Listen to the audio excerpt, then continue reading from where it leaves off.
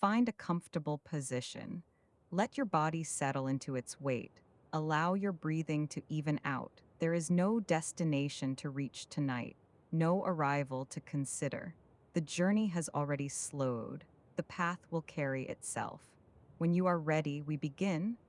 Tonight's story is called Inside a Quiet Museum After Hours. The final door settles into its frame with a contained certainty. Not loud, not sharp, wood meeting wood, a latch finding its place. The sound does not echo back to you. It absorbs almost immediately into the building's interior. The museum does not return noise once it has entered, it keeps it. You stand just inside the threshold. The air feels different here. Filtered, tempered, not cooler in any dramatic way, just steadier. As though it has passed through layers of stone and duct and corridor before reaching you, it rests against your skin without fluctuation. The floor beneath you is polished wood, not glossy, not reflective. Its surface carries a low sheen from decades of careful maintenance. Your first step lands and disappears. No echo, no hollow report. The building absorbs the contact. Light remains, but it has shifted into evening register. Overhead fixtures glow in lowered amber. Illumination rests close to surfaces rather than projecting outward. Glass cases carry softened halos, their edges blurred by reflection. Nothing calls attention to itself. Nothing competes. You pause just inside the entrance hall. The scent here is layered. Old paper, waxed timber, linen stored carefully. Beneath it all, something mineral stone that has cooled slowly across years and continues to hold that temperature without deviation. Your breathing evens further. Ahead, velvet ropes trace gentle boundaries across the open floor. They hang in slight arcs, matte and dense, absorbing light rather than reflecting it. One rope rests at hand height. As you pass, your fingers brush it lightly. The fabric yields, then returns. No swing, no movement beyond that brief acknowledgement. A brass plaque sits beside the first display case. Its lettering has been polished repeatedly, yet one corner remains faintly dulled, not neglected. Worn, as though hands have rested there absently over time. You register it, then continue. The entrance hall opens gradually into a broader gallery. Glass panels rise from the floor with quiet confidence. Within them, objects rest at measured intervals. Nothing crowds, nothing leans. Space surrounds each piece evenly, allowing it to exist without urgency. Reflections layer across the glass as you move, ceiling lights, distant frames, the faint outline of your own form sliding across surfaces before dissolving again. Your steps shorten, not from hesitation, from alignment. The building sets a pace that does not require instruction. It offers rhythm through architecture alone. Your body follows without resistance. The polished boards beneath you hold a faint, retained warmth from earlier visitors. The air above remains consistent and cool. The temperature difference is subtle, a quiet conversation between surface and atmosphere. A long bench rests along the wall. Its wood has been burnished by use. Edges softened by fabric, hands, and time. You run your palm lightly across its surface as you pass. There, a small indentation near one end, not carved deliberately, not damage, just a faint depression where a ring might once have tapped in idle thought over and over, smoothing the grain without anyone noticing. It is nearly invisible unless you know to look for it. You move on. The museum does not announce its emptiness. It does not need to. Absence of voices becomes another layer of atmosphere.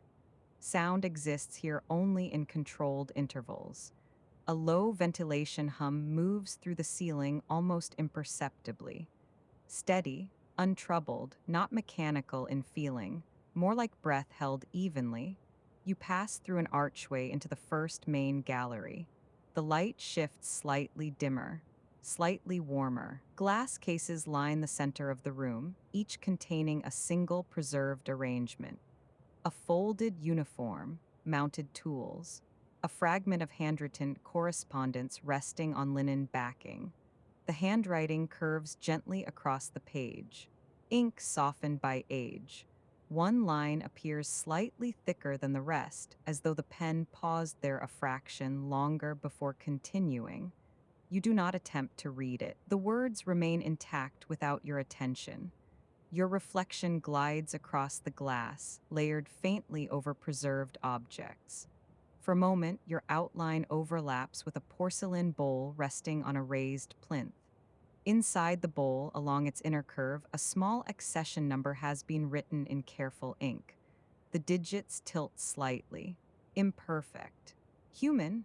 The ink has faded unevenly, darker at the beginning, lighter toward the end. You notice, then continue. The carpet begins at the edge of the next room, thick enough to absorb nearly all trace of your steps. The transition from wood to fabric alters your pace again. Sound shifts inward. Paintings line the walls here, suspended within frames that hold their edges gently. Landscapes, portraits, scenes that rest without commentary.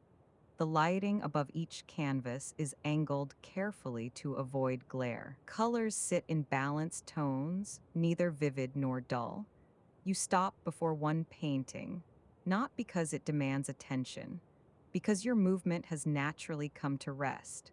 The image depicts a shoreline without motion, water lying flat beneath a softened horizon. Brush strokes blend into one another until individual marks become indistinct.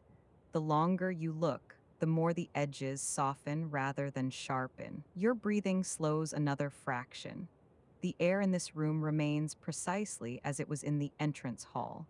Exactly. The boundary between your warmth and the room's atmosphere feels less defined. You stand there without analyzing, simply present. A faint fingerprint remains on the corner of a nearby display case, not smeared, not obvious, just a slight distortion visible only when light strikes at the correct angle. It has not been fully polished away. The museum does not erase every trace, it integrates them. You continue walking. Each room opens into the next without signage directing you. The path presents itself through space alone. You follow openings shaped by architecture rather than decision. The building holds, not tightly, simply evenly. Outside, the world continues in its own rhythm. Inside, the museum maintains another, slower, steadier, slightly removed from ordinary time. You drift further into the gallery. A suspended skeletal frame arcs overhead in pale symmetry. The bones are not stark white. They carry a softened tone somewhere between ivory and dust. Light pools along their curves without sharpening them. You stand beneath the structure. It does not feel imposing. It feels balanced. The ribs echo the architecture of the building itself. The space beneath holds. The air here carries faint dryness, parchment, and varnish. Climate control working invisibly above. The temperature remains steady enough that your skin can no longer detect where you end and the room begins. You move beyond it. Glass-fronted cabinets stretch along the far wall. Inside them rest collections arranged in meticulous alignment, small figurines spaced evenly, coins laid flat in velvet trays, fragments grouped by shade rather than chronology. Nothing insists, nothing performs. Each object exists within its allocated space. You lean slightly closer to one cabinet. Inside, a clay vessel rests on a square mount. A hairline fracture runs from rim to base, stabilized carefully. A faint line of restoration material traces the crack's path. It has not been hidden, it has been integrated. You straighten. The corridor ahead repeats recessed ceiling lights at even intervals. Each casts a contained halo downward.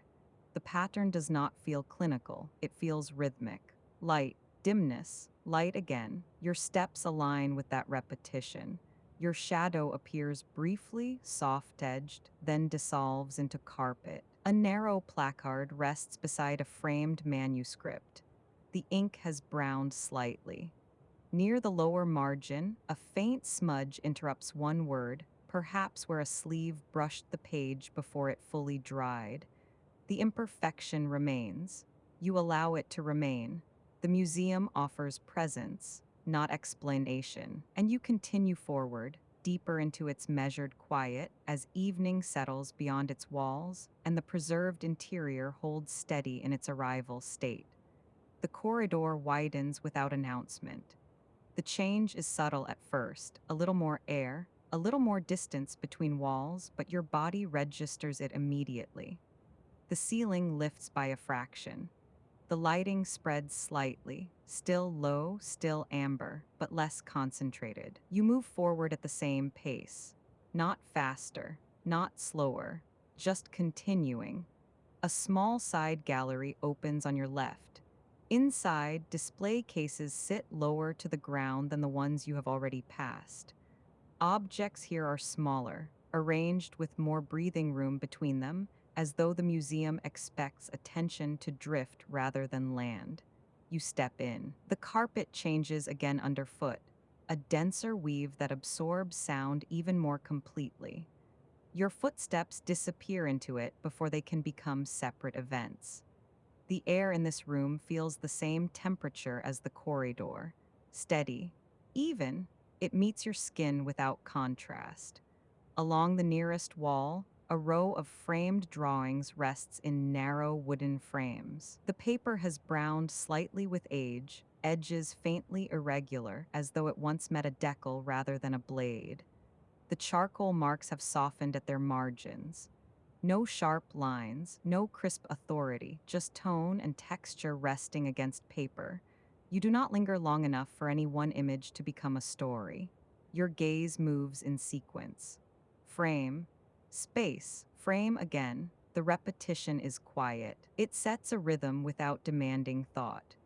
At the center of the room stands a long table-like plinth with a glass cover. Beneath it, small artifacts sit in shallow compartments. Coins, buttons, fragments of carved bone, pieces of ceramic rim arranged by thickness rather than origin. The spacing is deliberate. Nothing touches. Nothing piles. You slow beside the glass, not to inspect, just to let the surface hold your attention for a moment. The glass reflects the ceiling lights faintly, layering the objects beneath with a soft duplicate of the room above. Your own outline appears only as a pale shift, then slips away as you change angle. You continue along the case. The objects remain steady. Your breathing remains even. In the far corner of the gallery, a simple wooden chair rests against the wall. Not an exhibit. Practical, its seat carries a shallow concavity from repeated use. One leg has been corrected with a thin felt pad, barely visible where it meets the carpet. You register the chair's presence as you pass. The museum includes places to rest without ceremony. It does not announce them. It simply places them where they are needed. You move back toward the doorway and return to the corridor. The main path continues in a gentle curve, guided less by signs than by architecture itself. The museum does not present a single straight line. It folds inward, creating slow turns that prevent the mind from projecting too far ahead. Light repeats along the ceiling. Dim, then slightly brighter, then dim again. The pattern is consistent without being harsh. You follow it. A wider gallery opens ahead, larger than the previous rooms, with taller walls and more open floor. Here, the exhibits are spaced farther apart, and the negative space becomes part of the display. You enter. The floor returns to polished wood, but the finish is softer here, less reflective. Your steps land with the same contained absorption as before. No echo, no return. The museum keeps what it receives. Along the right wall, a series of glass cases holds objects of daily life. A folded textile, a small ceramic bowl, a set of tools arranged in measured alignment. The lighting over each case is angled carefully to avoid glare. The surfaces remain readable without being bright. The glass holds a faint sheen and nothing more. You walk slowly along the row. The rhythm begins to establish itself more clearly now. Step, pause, step again. Not deliberate, not chosen, just what the space allows. On the left side of the gallery, a narrow bench sits beneath a long landscape painting. The bench is unoccupied. Its wood is darker here, worn smooth along the edge where hands have rested. You do not sit, you simply pass it, letting the option remain present without turning into a decision. At the center of the gallery, a low plinth supports a small sculpture, abstracted, pale stone, its curves flowing into one another without sharp division. Light rests on the highest surfaces, leaving the lower contours in soft shadow. You circle it without hurry, not studying, just accompanying. Your footsteps remain minimal, absorbed by the floor. The space around the sculpture remains unchanged by your movement. The museum does not react. It continues holding its steady interior rhythm. You drift toward the far end of the gallery where the next corridor begins. Before you reach it, a small alcove opens in the wall, an inset space containing a framed manuscript and a single placard. The manuscript sits under glass. The paper is uneven at the edge, the ink brown slightly, the script leaning with subtle irregularity as though the hand that wrote it paused often to consider. You do not read it, you let it remain pattern. Line, curve, pressure. A record of movement held on paper. Your breathing lengthens slightly. Inhale, exhale. The gallery holds that rhythm without interruption. A door at the far end stands closed, not dramatic, not imposing, simply present, painted in a muted tone that blends into the wall. A small metal plate sits at eye level with lettering too small to read from this distance. You do not approach. The closed door feels complete in its closedness. You turn instead toward the open corridor that leads onward. The carpet begins again beneath your feet as the path narrows. The ceiling lowers slightly, not enough to confine, just enough to create a sense of containment.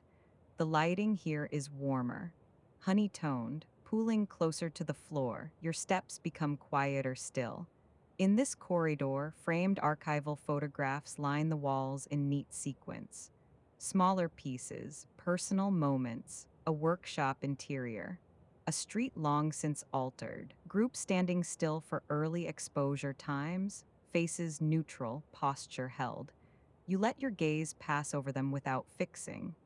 The glass over each photograph reflects the corridor lights faintly, softening the images further. Your outline joins theirs briefly as you pass, then slips away again. The corridor bends gently. No sharp angles. Everything eases into the next line. The museum seems built to prevent abruptness. Even the turns feel rounded. Your pace stays unchanged. The rhythm settles more fully now. Step. A small pause, step again. The building provides the spacing. You simply move within it. A faint ventilation hum continues above, steady enough to become part of the background rather than a separate sound. It does not swell. It does not change. It holds the same level as it held in the entrance hall. You pass another bench, narrower than the one in the gallery, positioned beneath a small framed drawing. The upholstery is neutral, slightly textured. The seat carries a shallow indentation where someone has sat before. You pass without stopping. The option remains, the corridor continues, and the museum's steady night rhythm continues with it, room by room, light by light, surface by surface, without urgency, and without any need for the path to become more than what it already is. At the end of the corridor, the space opens again. A new room waits without announcement. You enter at the same pace you have kept since the door closed behind you, and the museum receives you into the next span of its quiet, holding the rhythm you are already moving inside. The room you enter is wider than the corridor behind you, but it does not expand dramatically. It opens, that is all. The ceiling rises by a small degree, enough to change the way light settles across the floor. The amber tone remains, but here it disperses more evenly, spreading outward rather than downward. You continue forward. Your pace remains aligned with the building's measure. At the center of the room stands a long rectangular display case, waist height, its glass surface uninterrupted by labels or visible hardware. Inside, objects rest in shallow compartments lined with muted fabric, pale gray that absorbs rather than reflects. The spacing between each object is precise, not mathematical, measured. A folded pair of gloves lies near the far end, their fabric thinned slightly at the fingertips. The stitching along one seam shows a repair where thread has been drawn through twice, reinforcing a small weakness. You do not lean closer. You let the detail register and pass. Beside the gloves rests a small notebook, closed, its cover worn to softness along the edges. The spine carries faint creases that curve gently inward, evidence of repeated opening and closing. The cover is neither bright nor dull. It simply exists. A faint ventilation current moves somewhere above, not strong enough to stir fabric or shift air noticeably. It is only perceptible as a quiet steadiness in the background. You move along the case slowly. On the left wall, a series of framed architectural fragments hangs in alignment, sketches of arches, column bases, sections of staircases rendered in graphite. The lines are clean but softened by time. Smudges remain where a hand once brushed the page before the graphite fully set. One drawing shows a spiral stair seen from above. The perspective tightens inward. Your gaze follows the curve for a moment, then releases. On the right side of the room, low plinths hold small sculptural pieces arranged at varied heights. None are elevated enough to dominate. None are hidden. Each occupies its own quiet field. You drift between them. Your steps land and dissolve into the carpet without resistance. The air maintains its neutrality. No shift in temperature. No change in pressure. At the far corner of the room, a tall glass-fronted cabinet stretches nearly to the ceiling. Within it, rows of carefully arranged instruments rest, drafting compasses, measuring rods, calipers laid in parallel. Their metal surfaces have dulled into muted tones. No sharp shine, just a soft glow where light touches edge. One compass lies slightly angled compared to the others. Not dramatically, just enough to suggest that a hand placed it there without adjusting its exact symmetry. The small misalignment remains. You pause briefly before the cabinet, not to correct, just to notice. A thin hairline scratch runs along the inside of the glass, visible only when the light catches at a certain angle. It does not distort the objects behind it. It simply traces a quiet arc across the surface. You shift position, and it disappears. The museum does not insist on clarity. It allows layers. You move toward a bench positioned near the center of the room. The bench is upholstered in a tightly woven fabric, its tone nearly matching the walls. When you lower yourself onto it, the cushion yields slightly and then steadies. Your feet remain grounded. Your spine rests upright without effort. From this seated position, the room appears flatter, less layered. The display case at the center becomes a horizontal line. The cabinet becomes a vertical field. The sketches along the wall merge into tonal variation rather than distinct images. You rest there for a moment, not long, just enough for the room to settle around you again. A small, contained sound registers faintly in the distance. A hinge adjusting somewhere in another wing. Soft, single, it does not repeat. It folds into the building's quiet almost immediately. You rise again without deliberation. Your movement is smooth, unbroken. The room remains unchanged by it. Along the far wall, a narrow side table holds a single ceramic bowl placed without enclosure. The bowl's glaze has softened into a muted off-white. its rim slightly uneven where the clay once dipped under the weight of its own wetness before firing. A faint thumbprint rests near the base.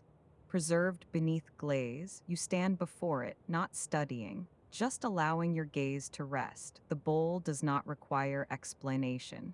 It holds its shape without demand. Behind you, the ventilation hum continues at the same steady level.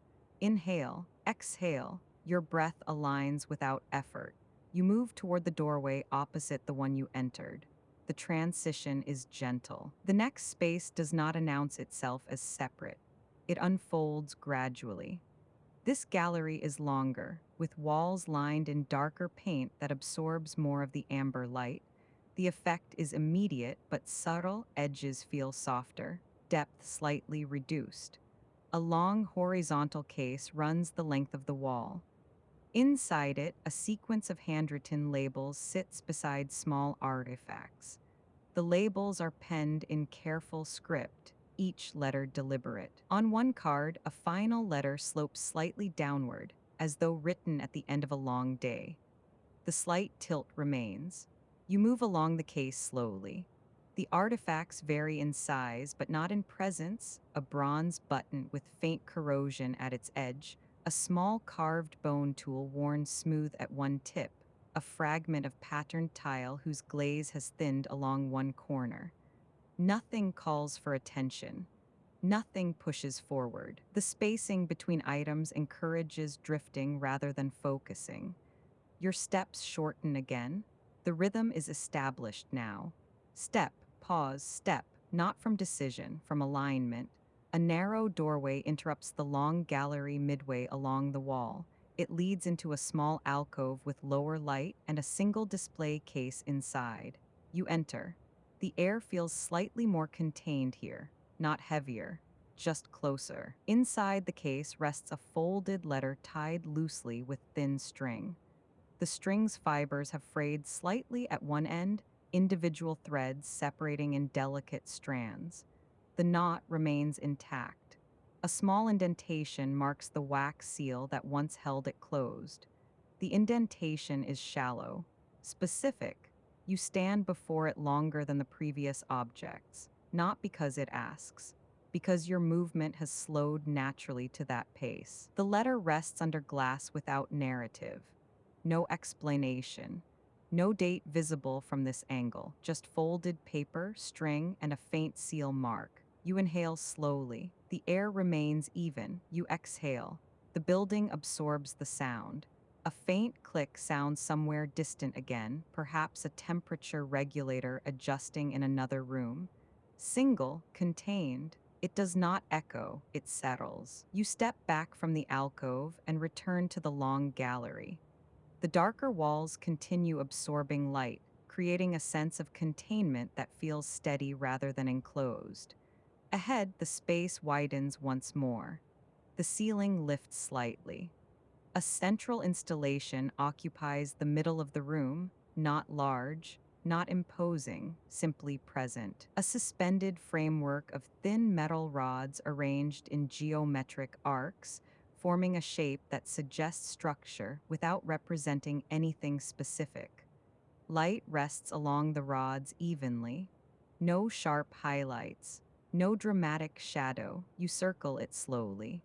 Your movement feels fluid now, less like walking, more like gliding. The framework remains balanced at its center, unmoving, though it appears delicate enough to shift at the slightest disturbance.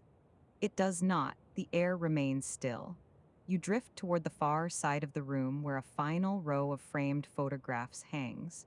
These images are smaller, more intimate, a close view of hands resting on a table, a workbench with tools laid out in careful order, a window half open, curtain barely shifting. One photograph shows a coat hanging on the back of a wooden chair. The wool appears damp. You almost sense the faint mineral scent of fabric drying near warm metal. It is specific, quiet. You do not imagine the room beyond the frame. You allow the detail to remain where it is. Your shoulders settle another fraction. The museum's rhythm feels complete here. established, unhurried. A narrow bench sits beneath the final photograph. You do not sit, you pass it and continue toward the exit of the gallery. The corridor beyond curves gently left. Light repeats at consistent intervals along the ceiling. Dim, then slightly brighter, then dim again. The pattern does not change. Your breathing matches the intervals. The museum's night has fully gathered now. No external light intrudes. No voice enters. The objects remain where they are. The gloves, the notebook, the bowl, the folded letter, each holding its small trace of human contact. You move at the same pace you have held since the door closed behind you. The rhythm does not quicken. It does not slow. It simply continues, carrying you forward into the next span of preserved quiet without interruption, and without the need for anything to become more than what it already is. The corridor narrows slightly as it bends, not sharply, just enough to draw your attention inward. The ceiling lowers by a fraction, and the light shifts cooler here, less amber, more neutral. It does not brighten. It simply changes temperature, like air passing from one room to the next without resistance.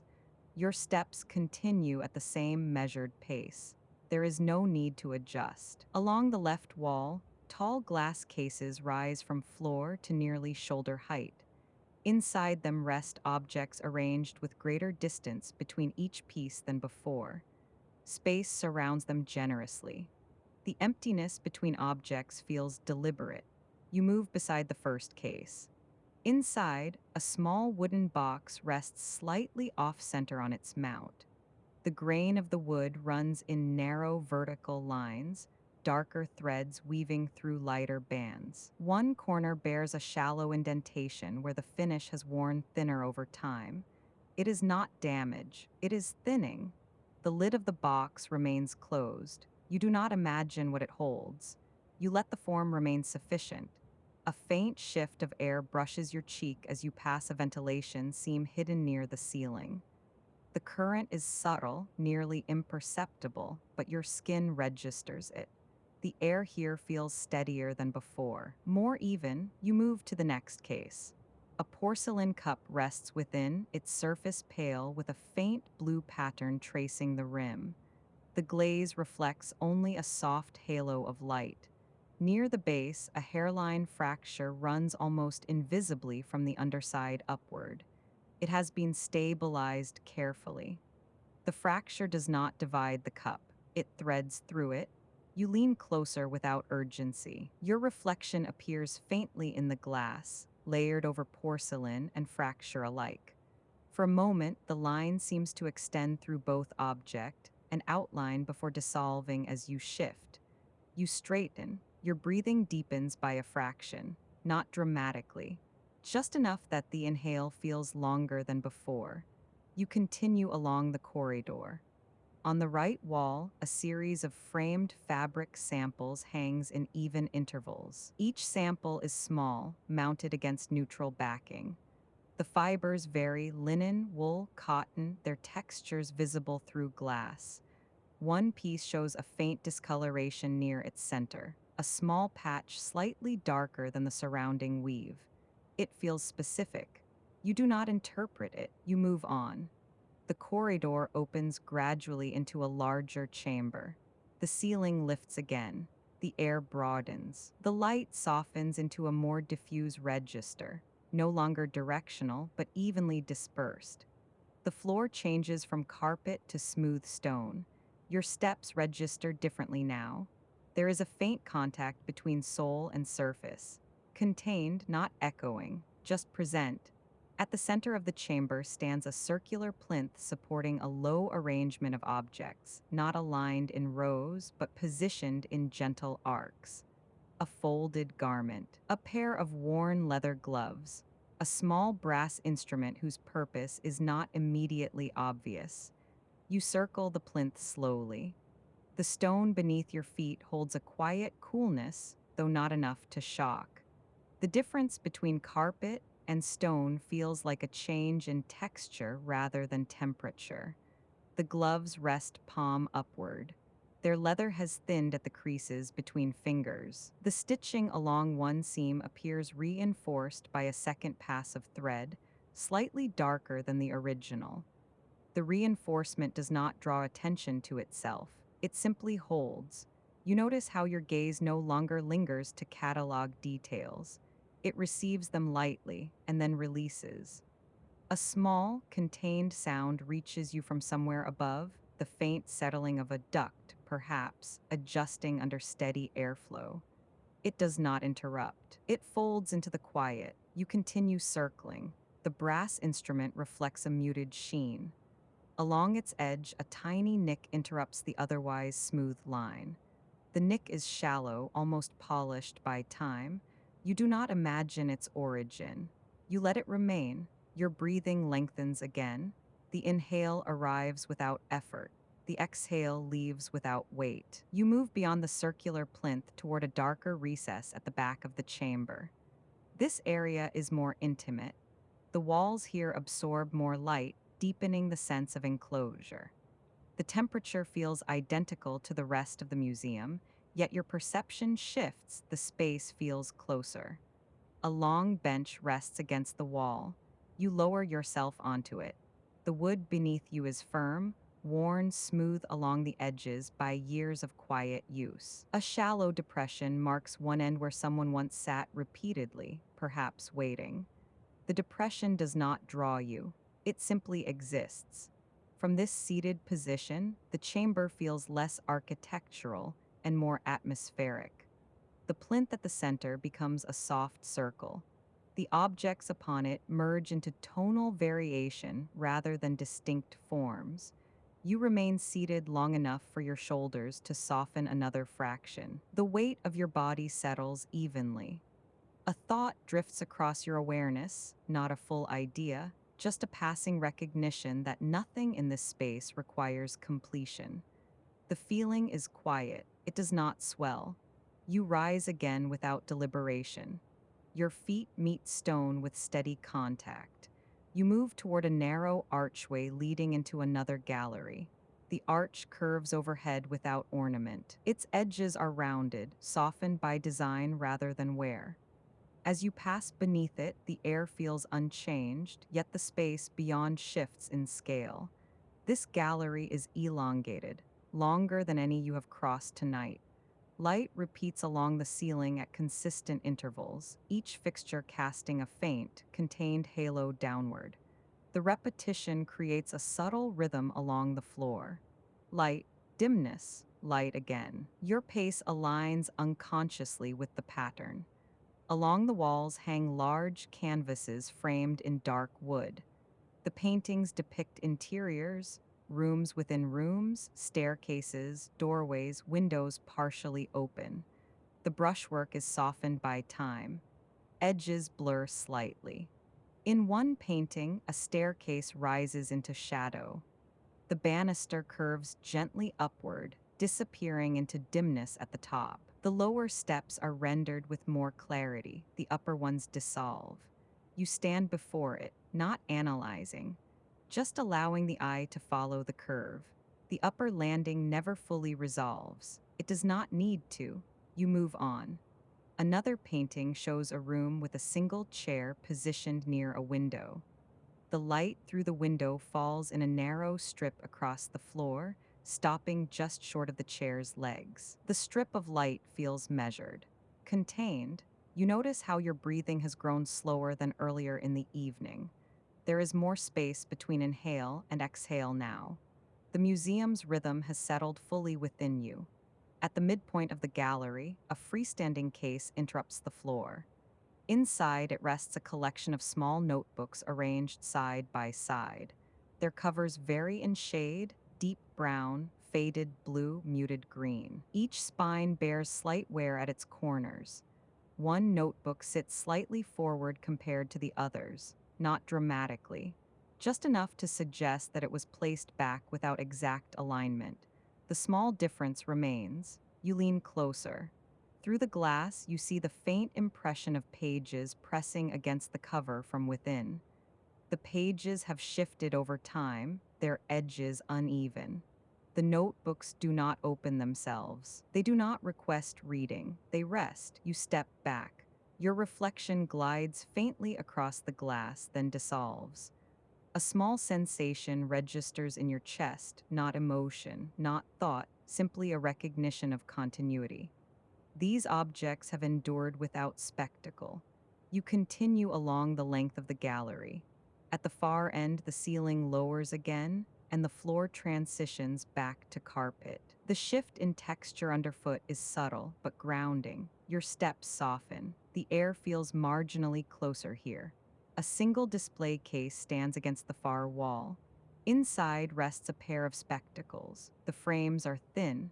One temple arm curves slightly inward more than the other. The lenses bear faint scratches, visible only when the light strikes at an angle. You stand before them quietly. The spectacles once rested on a face. You do not imagine whose. You only notice how the curve of the arm suggests repetition, lifting, placing, adjusting. Your reflection overlaps the lenses briefly. The glass merges image with object, then separates again. A gentle awareness settles that the museum does not erase use, it holds it. The thought passes without expansion. You turn away from the case and move toward a narrow side corridor branching off to the right. The corridor is dimmer than the gallery behind you. Light rests lower here, closer to the floor. The walls are darker. Your steps shorten again, not from caution, from alignment. Along the left side, a long shelf runs beneath a series of small framed sketches. The sketches depict hands, open, closed, resting on surfaces, each rendered in fine line. One sketch shows a hand placed flat against a table, fingers slightly spread. The shading around the knuckles suggests gentle pressure. You pause briefly. Your own hand lifts unconsciously toward the wall before lowering again. No need to mirror. You continue forward. The corridor ends in a small chamber no larger than a study. A single object rests at its center. A wooden writing desk. No chair, no lamp, just the desk. Its surface carries faint scratches where pen tips once pressed too firmly into paper. Near the front edge, a small indentation marks a repeated resting point for a wrist. You approach slowly. Your fingers hover above the surface without touching. The air between skin and wood feels neutral. Even, you lower your hand lightly to the desk. The wood meets you at exactly your own temperature. The boundary dissolves almost immediately. You do not remain long, you step back. Your breathing has grown even slower now. The inhale arrives quietly. The exhale extends slightly longer. You sense the museum not as a series of rooms, but as a continuous field of preserved gestures, hands resting, fabric fraying, glass bearing faint scratches. Your own presence feels less distinct within that field, not diminished, integrated. You turn and leave the chamber. The corridor receives you without alteration. The gallery beyond continues at its steady rhythm. Light, dimness, light again. You move along it once more, but the paintings now appear softer, less defined. The staircase in the canvas no longer feels like an ascent, it feels like a curve within a larger shape. Your steps carry you toward the far archway without urgency. The museum's quiet remains stable. No new sounds arise. No shifts in temperature occur. Only the continuation of this deepening alignment, where object, space, and breath share the same measured pace, and your movement feels less like traversal and more like a gentle settling within an architecture that has always known how to hold without asking anything in return. The archway ahead does not widen dramatically. It simply opens. You pass beneath it without altering your pace, and the floor transitions once more from carpet back to stone, though this stone feels smoother than before, almost satin beneath your soles. The temperature remains steady, exactly as it has been all evening. The room you enter is broader than the corridor behind you. The ceiling stretches higher, but not enough to echo. Light gathers along the upper edges of the walls and then diffuses downward, thinning before it reaches the floor. Nothing here is brightly lit. Nothing recedes into darkness. Your breathing moves in an even cycle. Inhale, exhale. The rhythm feels established now, no longer something you notice actively. It carries itself. Along the perimeter of the room, low plinths support a sequence of objects arranged with generous spacing. A carved wooden panel, a small brass astrolabe, a folded map mounted flat beneath glass. You move first toward the wooden panel. The carving depicts overlapping leaves, their edges rounded by time. The wood bears a faint gloss where hands once traced the pattern repeatedly. Near the lower right corner, a shallow dent interrupts the curve of a leaf's edge. It is small, not concealed. The dent does not disrupt the pattern. It rests within it. You shift your weight slightly, and the light changes angle across the surface. The carved ridges catch a thin halo, then release it as you move. On the opposite wall, the astrolabe hangs suspended within a clear case.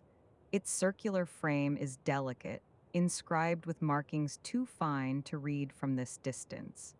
The metal has dulled into a quiet bronze tone. One engraved line appears slightly deeper than the others, as though pressed with firmer intention. You do not interpret it, you simply register the difference. A faint mechanical hum drifts through the ceiling, steady, low, almost indistinguishable from silence. It does not call attention to itself. It continues. You cross toward the folded map. The paper lies beneath glass, flattened but not erased of its history. Faint creases radiate outward from its center, evidence of previous folds. The ink lines curve across its surface in thin, steady arcs. Near one corner, a tiny pinhole interrupts the parchment. Perhaps once it was fastened to a wall. The hole remains. Your reflection floats across the glass briefly, merging with coastline and contour before thinning again. You step back. The room feels evenly weighted. No single object draws you longer than another. A bench stands at the far side of the room. You approach and sit. The seat is cool stone this time, not wood. The contact through fabric feels neutral. The stone holds a steady temperature, not cold enough to shock, not warm enough to soften. From this position, the room rearranges itself in your perception. The objects form a loose orbit around you. Light settles evenly across the floor, creating no harsh division between brightness and shadow. Your shoulders lower another fraction. A quiet observation drifts across your awareness. Preserved things carry their history without urgency. The thought does not expand, it rests. You rise again without strain. Your steps resume their measured cadence. Along the left side of the room, a narrow alcove interrupts the wall. Inside it, a single display case holds a pair of leather-bound journals stacked one atop the other. The upper volume is offset by a small margin, not dramatically, just enough to notice. The leather along its spine has softened, faint cracks tracing across its surface like fine lines in dry earth. The lower journal bears a slightly darker tone, as though handled more often. A small indentation marks the top edge of the upper cover, perhaps where a fingernail once pressed repeatedly while thinking. The indentation is nearly invisible. It remains. You lean closer, not to read the titles embossed faintly along the spines, but to notice the weight of the covers against one another. Your breathing lengthens again. The inhale draws deeper. The exhale slows. The museum's internal rhythm feels like a current beneath your awareness, not pulling, not pushing, simply carrying. You move beyond the alcove into a narrower passage at the rear of the chamber. The lighting dims here. Your pupils adjust without effort. The walls absorb more light than before, creating a softer enclosure. A row of framed sketches lines the right side, architectural studies of the building itself. Arches, staircases, the curvature of a railing. One sketch shows a stairwell in cross-section, its lines precise yet faintly uneven where the pencil pressed harder at certain points. A smudge along one edge suggests the artist's hand brushed the paper. You pause, the smudge feels immediate. You continue. The passage opens into a long rectangular gallery. Here, the ceiling lights repeat in measured intervals again. Light, dimness, light. The pattern sets a quiet tempo beneath your steps. Along the central axis of the room stand glass cases containing small, everyday objects. A pocket watch without its chain, a set of brass buttons, a folded handkerchief embroidered faintly at one corner. You approach the handkerchief first. The fabric is thin, nearly translucent. The embroidery at its edge forms a simple pattern of repeating loops. One loop is slightly misaligned compared to the rest.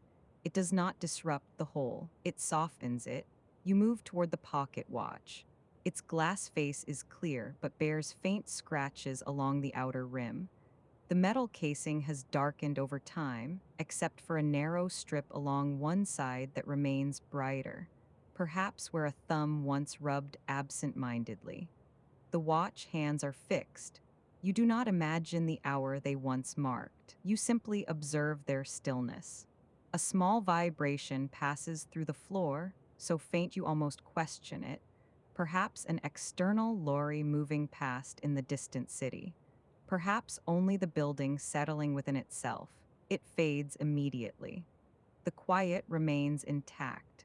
You continue along the gallery. A low plinth supports a series of ceramic fragments arranged in a gentle arc. The pieces have been reassembled partially, but not entirely. Gaps remain between shards. The gaps are deliberate, they are not hidden. The reassembled form suggests what once was, but does not insist on completion.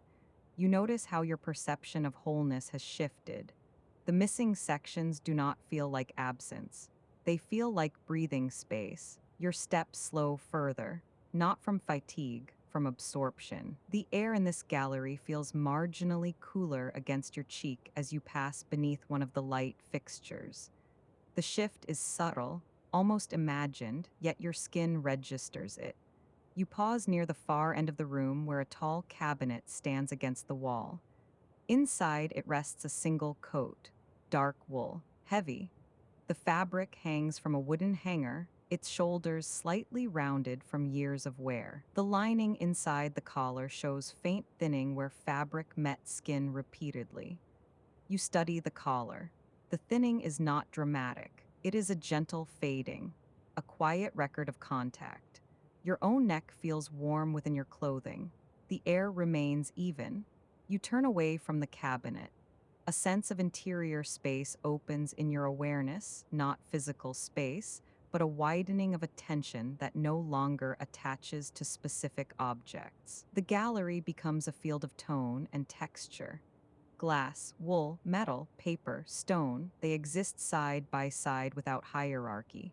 You walk toward the center of the gallery and stand there without choosing a direction. For a moment, you feel the building's scale, the width of the room, the height of the ceiling, the measured spacing of lights overhead. Then your attention narrows again. Back to breathe. Back to floor beneath your feet. Back to the steady temperature resting against your skin. The shift is quiet. It does not startle. It simply occurs. You move toward the exit arch at the far side of the gallery. The arch frames a smaller room beyond. You pass beneath it. The floor transitions back to carpet once more. The softness underfoot absorbs the faint vibration of your step entirely. This room is intimate, low ceiling. Dim light, a single long table occupies its center. Upon it rests a scattering of objects arranged in no obvious order, a small brass compass, a folded letter tied loosely with string, a ceramic bowl with a chip along its rim. You approach the table slowly. The chip on the bowl is smooth, worn down by time or handling. It no longer feels sharp. The glaze around it reflects light evenly. The folded letters string has frayed slightly at one end, the fibers separate into thin strands. They are preserved. You do not untie it. The compass lies open, its needle fixed in place. A faint scratch arcs across its lid. The scratch does not interrupt the metal's surface. It rests within it. You stand at the table for a long moment. The room feels suspended. Your breathing remains steady. Inhale, exhale longer. A small realization passes through your awareness. Nothing here seeks to be new. The thought drifts lightly and dissolves. You shift your weight. The carpet compresses beneath your feet. The air remains constant. No new sounds arise. The table and its objects remain in quiet arrangement. You step back from the table and turn toward the doorway you entered through. The room does not change as you leave it. It continues. The gallery beyond waits without expectation. You pass through the arch once more. Light repeats along the ceiling. Your steps align again with the pattern. The museum's quiet has become a shared cadence now, breath, light, floor, object, moving at the same measured pace, without pressure, without urgency, and without any need to gather itself into something more than this steady unfolding. The corridor narrows almost imperceptibly as you move through it, not enough to confine, just enough to gather space closer around you. The ceiling lowers by a fraction. The light warms slightly, amber thinning toward honey. The air feels unchanged in temperature, yet quieter in texture, as though the building has layered another soft surface between you and the larger halls behind. Your steps register less distinctly now. Weight transfers, release. There is no need to measure distance. Along the wall, a sequence of framed architectural studies hangs in patient alignment. Pencil lines cross and recross in pale graphite, mapping proportions of rooms long completed. The paper shows faint pressure marks where a ruler once pressed too firmly, leaving shallow indentations that remain visible under angled light. You pause beside one sheet. The drawn staircase curves inward at its base, a design choice that now feels familiar. You recognize the gesture, the way this museum folds rather than extends. The graphite line thickens briefly at one turn, suggesting hesitation. The hesitation remains. You step back. The corridor widens again without announcement. The shift happens so gradually that your body adjusts before thought does. Shoulders lower another fraction. The muscles between your ribs ease. A narrow skylight runs along the upper wall here, though the night beyond it offers no detail, only depth. The glass holds a faint reflection of interior light, blending inside and outside into a single muted field. Your outline crosses that reflection once more. It feels less defined than before. Across from you, a tall cabinet contains mechanical instruments, astrolabes, compasses, brass arcs suspended in deliberate arrangement. Their surfaces have dulled into matte gold, edges softened by time and handling. A small screw head near the base of one instrument bears a shallow groove where a tool slipped decades ago. The groove is tiny. It anchors the object. You lean closer without bending fully. The glass between you and the instrument does not feel like barrier. It feels like atmosphere. Your breathing deepens again. Inhale, the air holds. Exhale. The hum of ventilation threads through the ceiling, barely audible yet perceptible, like a distant current flowing steadily beneath the building's surface. It does not draw attention to itself. It maintains. You move onward. The flooring shifts from carpet back to polished wood. The transition alters the sensation underfoot, firmer now, less absorptive. Your steps sound faintly again, though the wood absorbs more than it returns. Heel, roll, lift. The rhythm settles without repetition. At the end of this hall, a doorway opens into a broader chamber. The space inside is almost empty. One long table stands at its center. glass-topped, beneath which rests a layered display of pressed botanical specimens. Leaves flattened into delicate planes, petals faded to near translucence, stems preserved in subtle arcs. You approach slowly. The leaves vary in shade, some deepen to sepia, others retaining faint green undertones. One specimen shows a small tear along its edge, preserved exactly as it was when pressed. The tear curves inward, forming a shallow crescent. It feels accidental. It feels exact. Your reflection overlays the glass faintly, merging with the botanical forms beneath.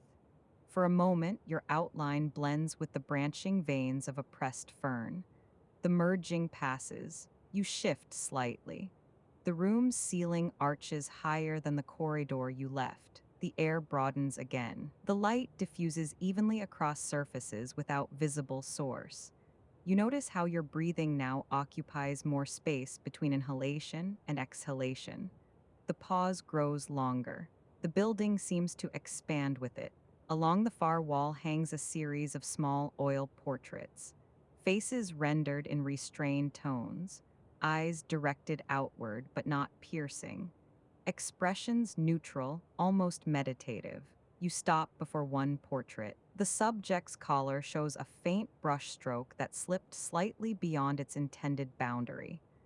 A narrow ridge of paint stands raised along the edge of fabric. The ridge remains. It has not been sanded smooth. The imperfection does not disrupt the image. It confirms its making. You feel something shift again, not an emotion, but a thinning. The distinction between observing and being observed softens. The painted eyes no longer look outward toward you. They rest within their own quiet. You step sideways. The portrait recedes into its frame. At the center of the room, the botanical table holds steady beneath glass. The leaves remain flattened in suspended stillness. No breeze disturbs them. The museum at night preserves not only objects, it preserves pause. You drift toward a smaller alcove branching from this chamber. The entryway is framed in dark wood, its grain visible under low light. Near the lower corner, a shallow nick interrupts the varnish, perhaps from a trolley passing too closely years ago. The nick is smooth now, worn into the architecture. Inside the alcove, the ceiling lowers again. A single spotlight illuminates a small sculpture carved from pale limestone. The figure is abstract, a curve folding inward upon itself, like a shell or an ear turned gently toward sound. You circle it without thinking. The limestone surface carries fine tool marks, barely perceptible. Tiny parallel lines cross one another in places where the chisel lifted away imperfectly. These marks have softened over time, but not disappeared. They map the rhythm of hands. You lower your head slightly. The sculpture's curve seems to hold the room's quiet within it, collecting sound and returning none. Your breath settles into that curve. Inhale, the air cools along your throat. Exhale, the warmth disperses gently. You remain there a moment longer, then shift your weight. The alcove's light does not flicker. The sculpture remains in its inward fold. You step back into the broader chamber. The change in scale feels gentle but noticeable from contained to expansive. The botanical table stretches across the center once more. The portraits hold their neutral gaze. You move toward the far exit. The flooring transitions again from wood to stone.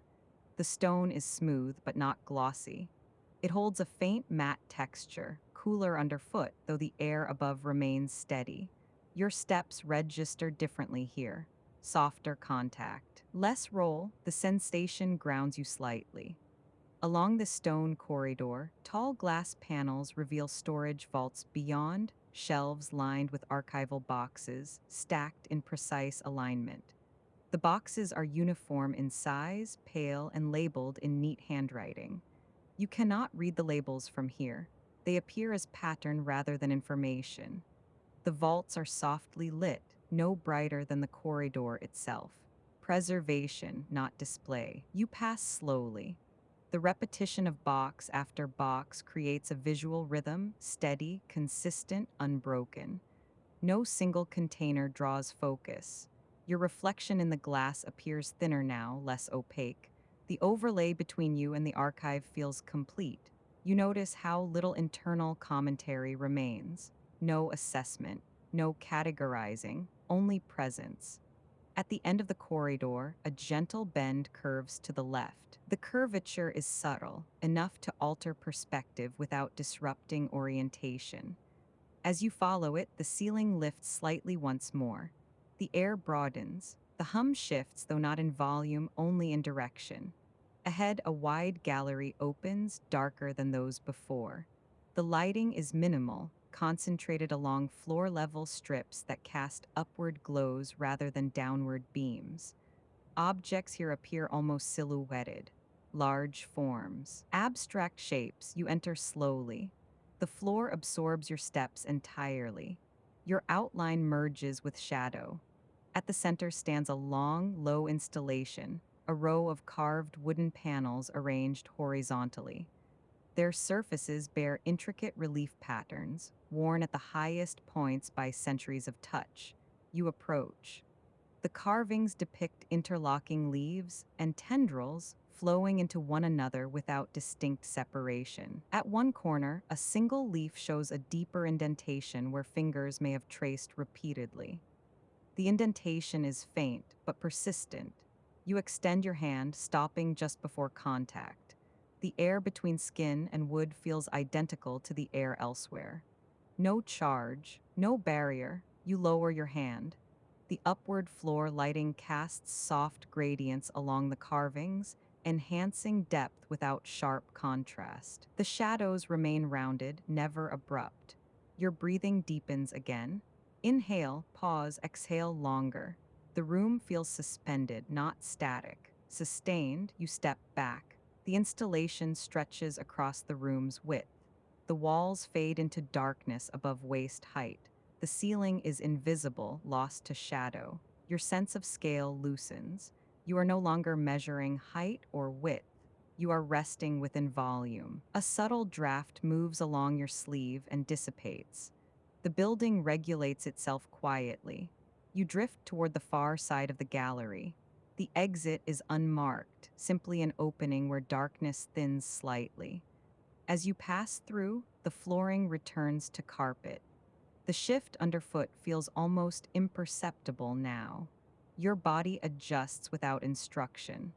The corridor beyond is lighter than the gallery you left. Framed glass cases line one side, empty except for faint reflections of light and architecture.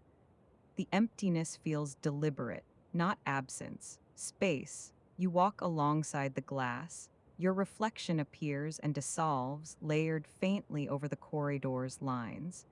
The sense of being distinct from the building has thinned further. You are not absorbed, you are aligned. At the end of this passage, the corridor intersects with the central hall once more. The broader space opens gently before you. The sculptures stand as they stood earlier. The benches rest in quiet intervals. Nothing has shifted, and yet your perception of them has. You step into the hall without pause. The light here feels almost bright after the darker gallery, though it remains subdued. Your eyes adjust effortlessly. A faint mechanical hum adjusts in the ceiling. The air holds its level. You move across the hall at an unmeasured pace. There is no impulse to revisit specific objects. The museum does not call attention to any one piece. Everything exists in equal measure. Your body feels lighter now, less outlined. The floor meets you evenly. You pass a bench. You pass a sculpture. You pass beneath a skylight where night presses gently against glass. The sense of identity that entered earlier, curious, observing, has softened into something quieter. Not diminished, integrated. You cross toward a side gallery without choosing it consciously. The opening receives you.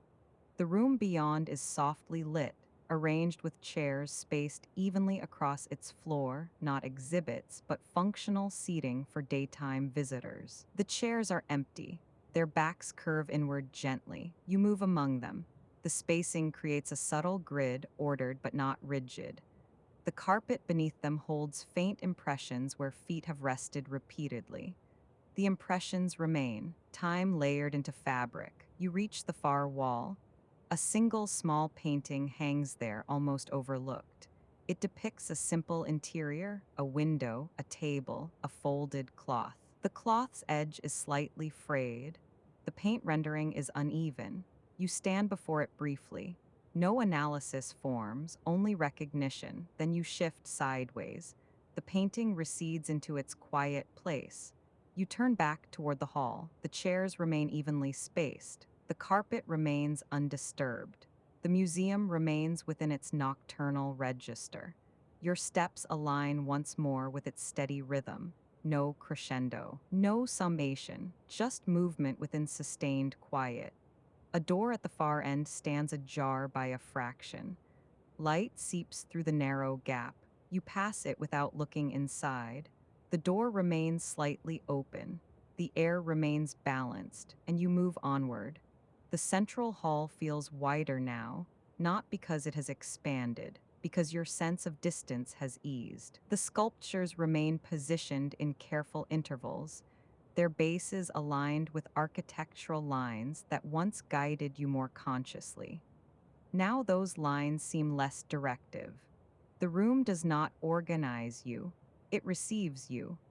A low bench rests near the center, its wood surface worn into soft gradients where hands have settled over years. Along one edge, the varnish has dulled slightly from repeated contact, creating a matte strip no longer reflective.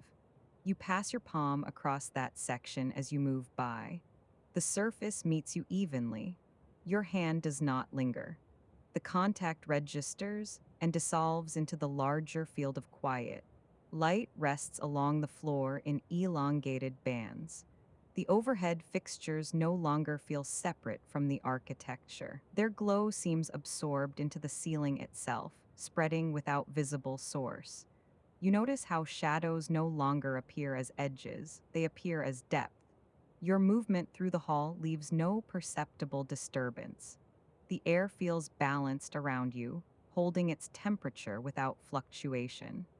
A suspended installation above the center of the hall casts faint linear shadows downward. During the day, they might have appeared distinct. Now they blend into one another, forming layered gradients rather than defined lines. You step beneath them. The overlap of shadow and light moves across your shoulders, though nothing changes in brightness. The effect is subtle. Your breathing remains steady. Inhale, exhale longer. The space beyond the hall opens into a side gallery you entered earlier. The transition feels seamless. The threshold no longer marks a boundary. It feels like a gentle shift in acoustics. The carpet resumes beneath your feet. Your steps are almost untraceable now. Along the wall, framed artifacts rest within evenly spaced intervals. A manuscript page sits beneath glass, its ink faded but intact. Near its lower margin, a small irregular pooling of ink remains darker than the surrounding lines. The pooling catches light faintly. You do not lean closer. You allow the page to remain shape rather than message. Your reflection drifts across the glass in a muted overlay. There is less separation between the two surfaces than before. You move on. The gallery opens into another chamber where the ceiling arches slightly higher. The architecture curves inward subtly, guiding attention toward the center without commanding it. A single plinth stands there, supporting a carved wooden panel. The relief pattern flows across its surface in shallow arcs. At one corner, a deeper indentation marks where repeated touch has smoothed the wood more than surrounding areas. The indentation feels familiar. It is not new. It has been present since you first saw it, but now it seems less like a detail and more like part of a broader texture. You circle the plinth without deliberate pacing. The arc of your path mirrors the arc of the carving. There is no symmetry to complete, no shape to close. only continuation. A faint air current brushes past your sleeve and fades. The building regulates itself without audible adjustment. Your awareness of that regulation feels gentle, peripheral, not something to track, only something present. You move toward a wide archway that leads into a darker wing. The transition feels gradual. The light lowers by a fraction. The sound of your own breath becomes more noticeable. The space here is more enclosed, though not constricted. Glass cases line the center, each containing objects of smaller scale. The arrangement feels measured, intentional. Your reflection in the glass appears softened, diffused into the dimness. You slow slightly, not to inspect, to align. Inside one case, a ceramic vessel rests on a square mount. The glaze along its rim shows a subtle irregularity, a slight thickening where the kiln heat shifted. The thickened glaze remains visible. It anchors the piece in its making. You notice how little urge remains to catalog these details. They arrive, they settle, they move through you without accumulation. Your breathing deepens again. Inhale, pause, exhale. The pause feels wider than before. The cases continue in parallel lines. You drift between them. The spacing no longer feels like separation. It feels like room. A row of small metal instruments lies beneath another pane of glass. Their surfaces are dulled by age, edges softened into matte contours. One instrument bears a faint scratch that curves irregularly along its side. The scratch catches light gently. It does not demand attention. It remains part of the whole. Your body feels lighter here, not weightless, just less defined at its borders. The sense of being inside your own outline softens slightly. You turn toward the far wall. A painting hangs there, rendered in muted oils.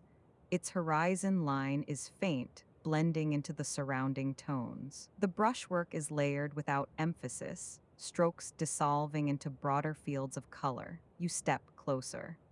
The paint surface reveals slight ridges where pigment was applied unevenly. A tiny accumulation near the lower edge suggests a momentary hesitation of the brush. The accumulation remains. You do not interpret it. You stand there a moment, then shift your weight.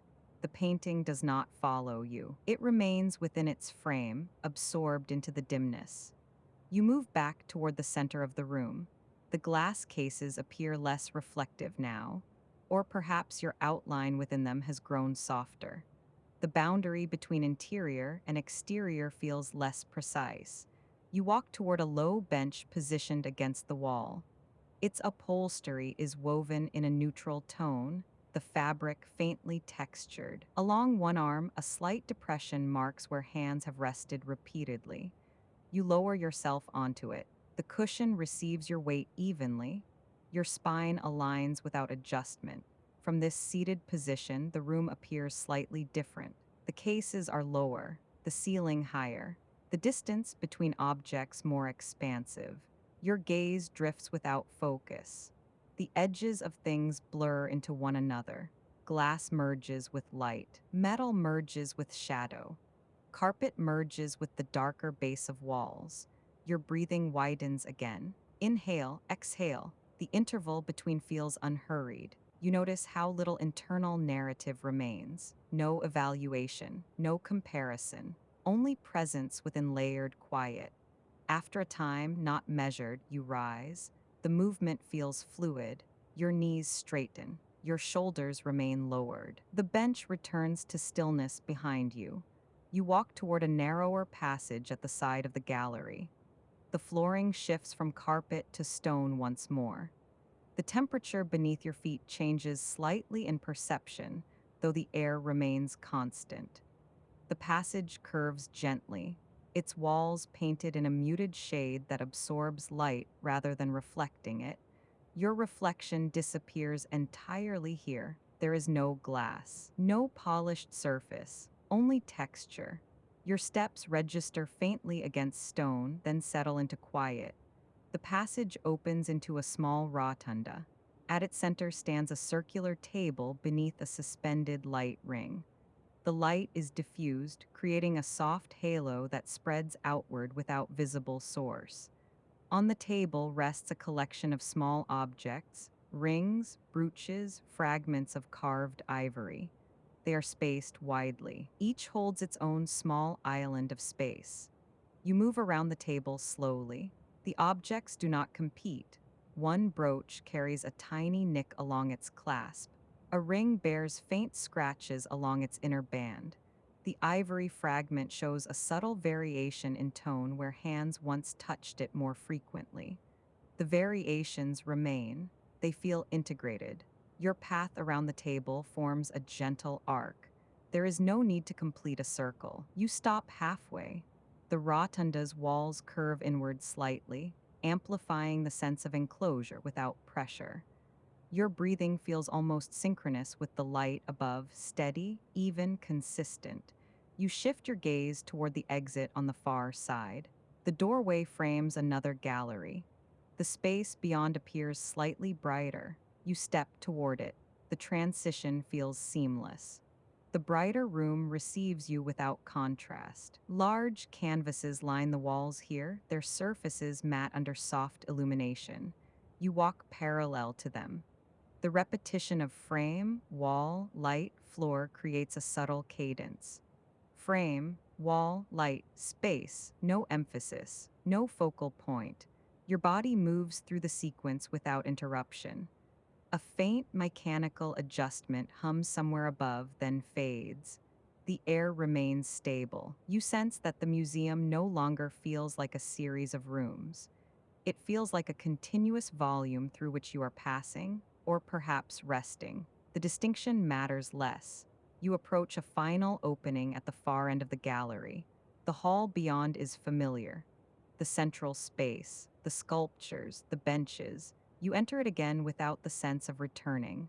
The room is simply there, holding, balanced, and you move within it, unmeasured, as the night deepens quietly around the building's walls. Understood. No clustering of density language, no heavy closing paragraph, no symmetrical taper. Short grounding sentences controlled. The side gallery narrows again as you drift from the central hall. The shift is subtle. The ceiling lowers by a fraction. The air feels closer to the walls, though nothing presses. Your steps remain unmarked against the carpet. Light settles into softer bands along the floor, pooling rather than spreading. The fixtures are recessed here, their glow indirect. No single source draws attention upward. Illumination feels distributed, held close to surfaces. A long case runs parallel to your path. Inside, it rests a sequence of objects arranged by material rather than era. Wood beside stone. Stone beside bone. Bone beside metal. The alignment is careful, not rigid. Each object has space around it. You walk alongside the case without pausing at first. The glass reflects only a faint outline of your movement, a shape passing through dimness rather than a figure fully defined. One carved wooden fragment catches your eye. Its edges have been worn smooth along one side, as though touched repeatedly in the same place. The wear is not symmetrical. One corner bears more polish than the rest. You notice the imbalance, you do not correct it. Your body adjusts its pace without conscious thought, not slower, just quieter. The sense of distance between you and the objects continues to soften. It is not that you are merging with them. It is that the act of observing no longer feels directional. There is no forward lean in your posture, no reaching. You walk. The floor remains steady beneath you. A short grounding sentence forms almost on its own. The floor is solid. The case continues. Within it, a small metal tool rests on a raised mount. Its handle carries faint indentations where fingers once gripped it. The indentations are shallow, shaped by repetition rather than force. The metal does not gleam. It absorbs light into muted tones. You move on. The gallery opens slightly to your left, forming a wider pocket of space. A low bench occupies that area, positioned so that someone might sit and face the opposite wall where a single large textile hangs. You approach the textile. The fabric's weave is visible even from a distance. Threads intersect in precise geometry, though small irregularities appear where tension once shifted. Near the lower edge, a repaired seam runs diagonally. The thread used is a shade lighter than the surrounding fibers. The difference remains visible. You do not examine it closely. Your gaze rests on the overall pattern. The pattern does not repeat perfectly. It breathes across the surface. You sit. The bench yields gently beneath you. Your shoulders settle. The textile fills your field of view. From here, the repaired seam becomes less distinct. It integrates into the broader weave. Your breathing widens. Inhale, exhale, the air remains measured. No change in temperature, no draft, only steady circulation. You become aware of how little effort is required to remain here. There is no impulse to catalog details, no need to remember what you have seen before. The museum does not require continuity of memory. It offers continuity of atmosphere. You rise without hurry. The movement is smooth. Your feet return to the carpet. You drift toward a smaller doorway at the back of the gallery. The passage beyond is dimmer. The lighting drops to a lower register. Edges blur further. A row of narrow glass cases lines the wall. Each contains a single object placed at the center, isolated, not crowded. You move along them one by one. A porcelain cup with a faint crack along its handle. A brass compass with its needle fixed at rest.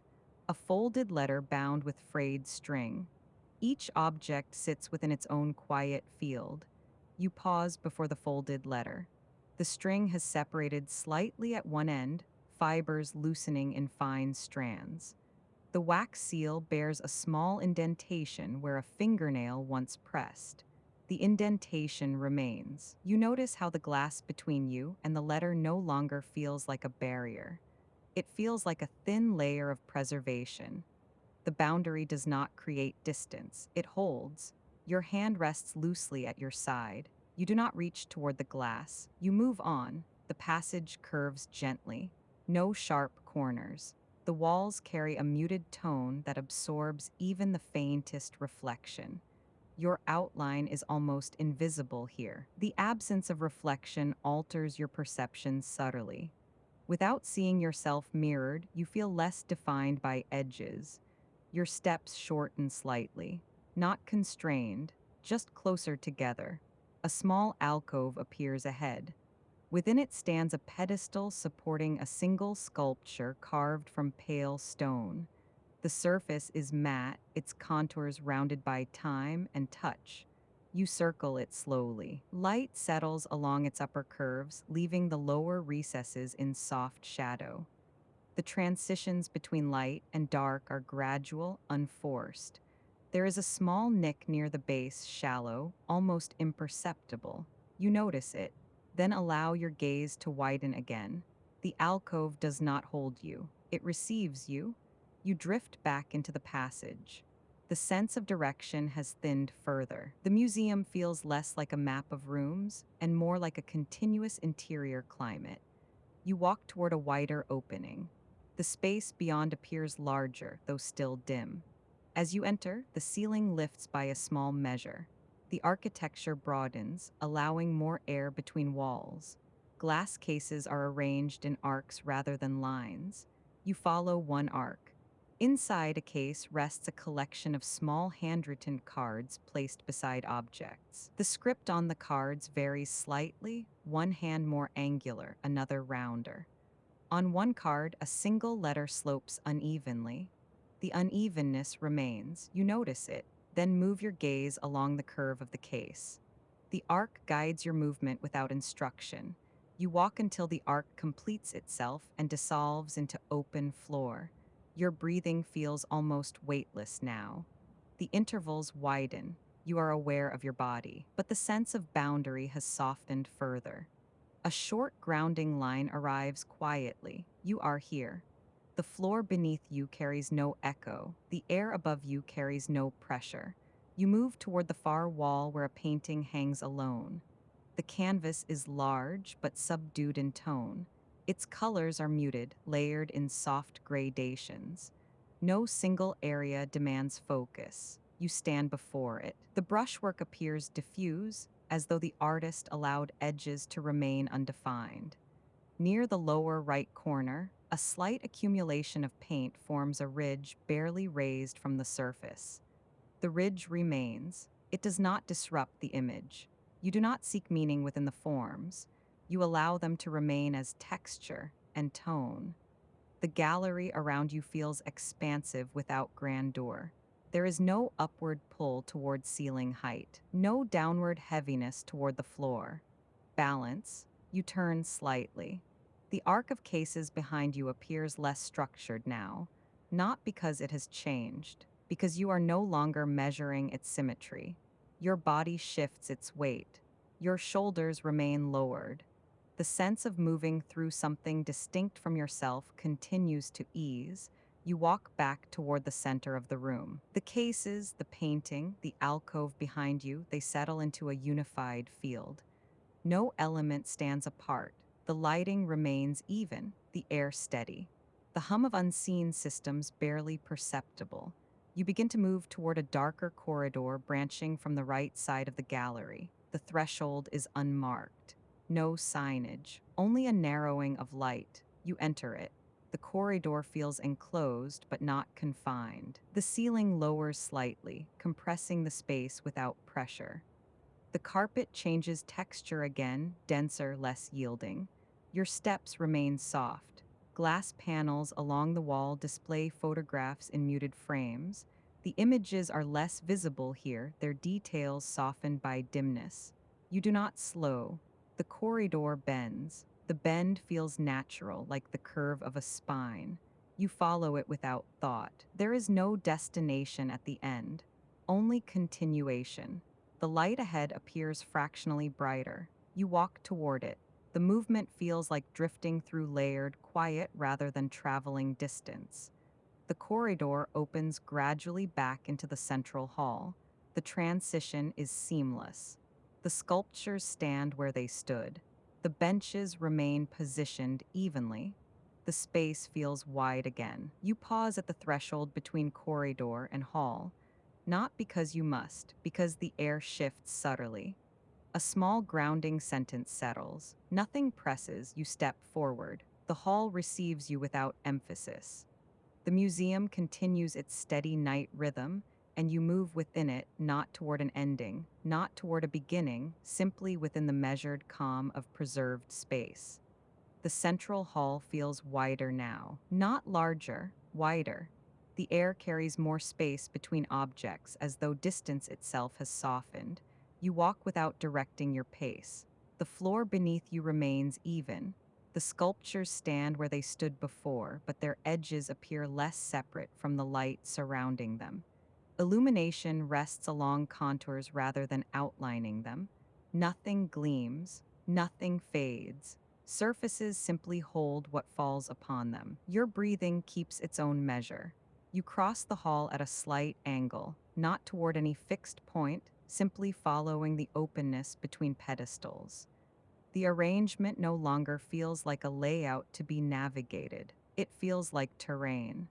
A small glass vitrine sits alone near the far side of the room. Inside, it rests a single key. The key is iron, darkened with age. Along its shaft, faint scoring marks catch the light only when you shift your stance. The bow of the key carries a subtle irregularity, one curve slightly flatter than the other. You notice it, then let your gaze rest without examining further. The glass does not feel like a boundary. It feels like air held still. You step away. The hall extends behind you, though you do not turn to measure it. The ceiling rises into shadow where beams intersect, their lines barely visible. The upper space feels present but unassertive. A short grounding line steadies the rhythm.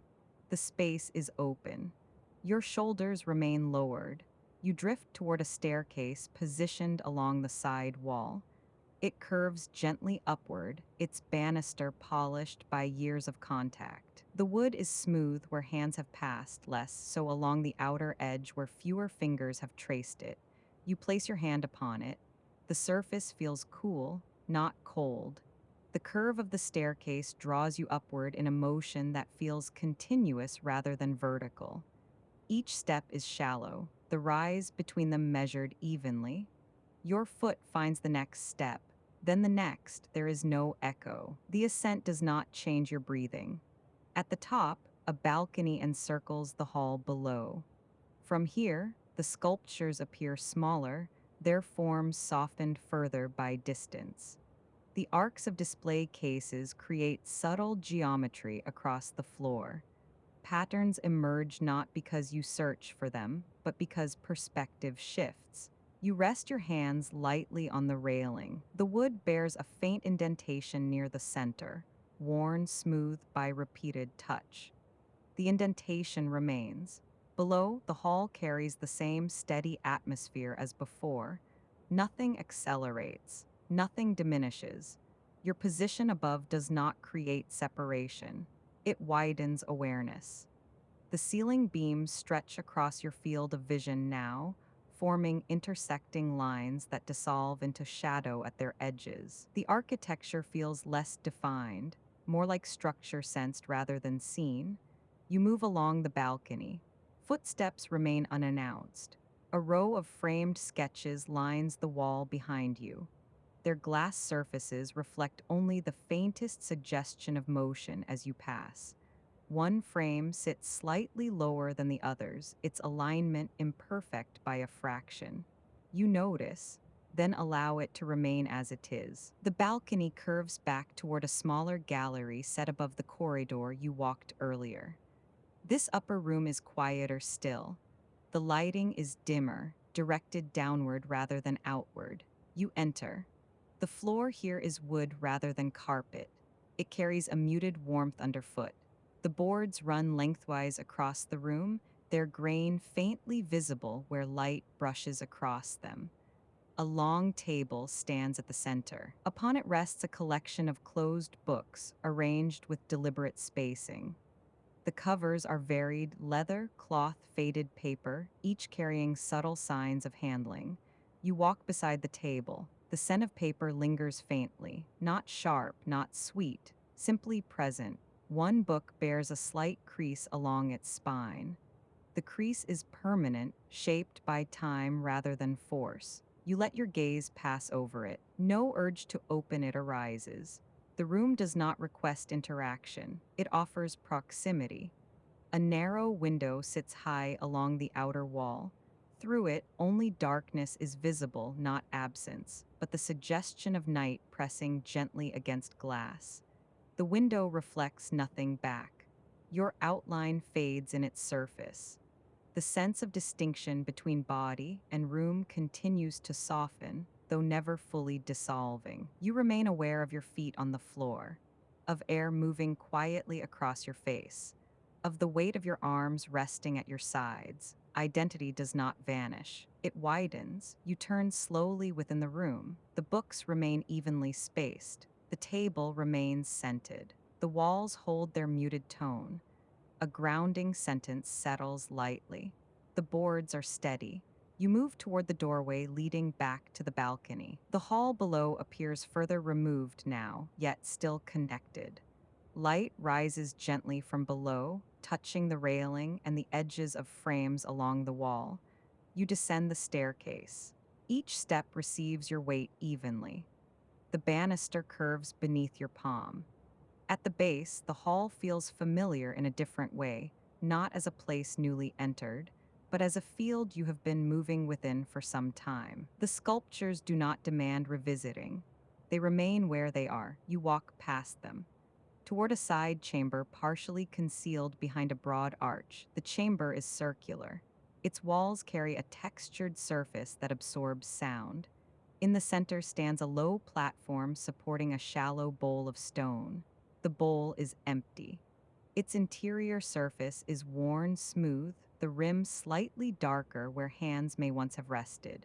You circle it once, not fully, half a rotation. The circular wall creates a sense of enclosure without confinement.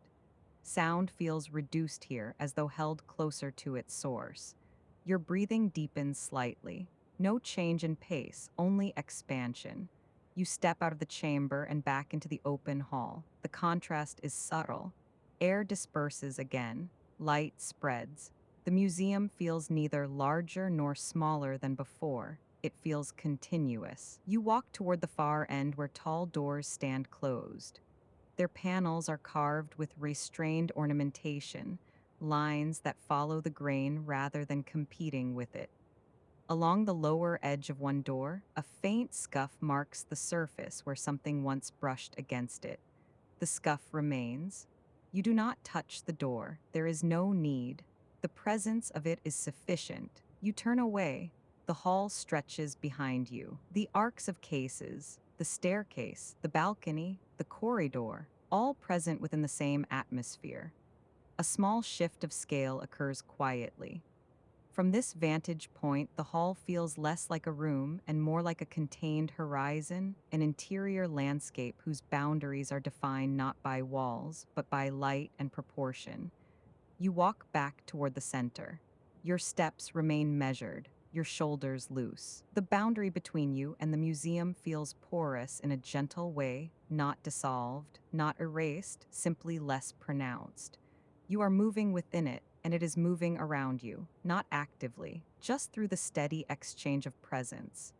A short grounding line arrives. You are steady. The lighting does not change. The air does not alter. The architecture remains composed. You cross the hall once more, not tracing your earlier path exactly, but allowing the open space to guide you along a slightly different arc. No direction is more correct than another. No route preferred. The museum does not anticipate your movement, it accommodates it. As you pass the key within its vitrine again, the faint scoring marks along its shaft catch light briefly, then settle back into matte stillness. You continue. The staircase curves behind you. The balcony rests above. The side galleries hold their dim quiet. The circular chamber remains enclosed. Nothing has shifted position. Only your orientation within it has widened. The hall breathes in its own steady rhythm, and you move through that breadth without effort, the architecture holding its measured calm around you. The hall no longer feels directional. Earlier, you moved from room to room. Now, space presents itself without sequence. You stand near the center, though center feels approximate. The museum is not arranged around you. You are simply positioned within its volume. Light rests evenly across the floor. The dim amber tone has softened further, not darker, just steadier. The upper beams of the ceiling dissolve into quiet shadow without drawing attention upward. You begin walking again, not toward an exhibit, not toward an exit, just through the openness between forms. The sculptures remain upright in their slow stillness. Their surfaces appear less separate from surrounding air. Stone does not reflect light sharply, it receives it. Your breathing moves in a steady rhythm. Inhale, exhale longer. Your steps no longer adjust to the building, they match it. A glass case along the far wall contains a small mechanical clock face without hands. Earlier, it seemed like an artifact removed from function. Now it appears complete in its stillness. You pause briefly before it. The numerals remain fixed in their circle. No ticking, no motion. Time here does not progress. It accumulates. You step away. The floor beneath you feels neutral, neither warm nor cool. The distinction between temperature and skin has dissolved into sameness. There is no shock of contact anywhere.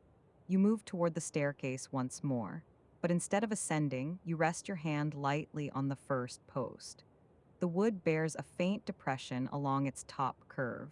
Years of palms have shaped it gently, smoothing grain into satin. Your fingers fit into that indentation without effort. It does not feel like a borrowed space. It feels shaped for contact. You release it. Your gaze drifts upward along the banister's curve, following its line toward the balcony. The upper level remains quiet. You do not need to return there. You turn instead toward a low bench near the center of the hall. The bench has been present the entire time. You lower yourself onto it. The wood is firm, slightly concave at the center from long use. The surface does not sink beneath you, it holds. From this seated position, the scale of the hall shifts again. Pedestals appear more grounded. Ceiling beams stretch horizontally rather than vertically. Glass cases align into quiet geometry. You allow your hands to rest loosely beside you. Your spine lengthens without strain. The museum does not require alertness. It does not require interpretation. It simply sustains. Your gaze travels across the room slowly. A marble figure stands at mid-distance, its small chip near the ankle visible only when light grazes the edge. The chip remains uncorrected, not ignored, not disguised, accepted. Across the hall, a bronze key rests in its vitrine. The faint scratch near its bow catches a diluted glint. The scratch does not narrate itself. It simply exists. You notice how nothing here competes for attention. Hierarchy has dissolved. Large sculpture and tiny coin share equal quiet. Your breathing deepens again, not dramatically, just fuller. The sound of climate systems hums low in the architecture, almost indistinguishable from silence. Air circulates invisibly through vents above. The entire structure feels calibrated. Humidity held, temperature balanced, light restrained. The museum does not sleep, it stabilizes. You remain seated for several breaths. The distinction between sitting and standing feels less important now. Both are simply variations of presence. You rise without urgency.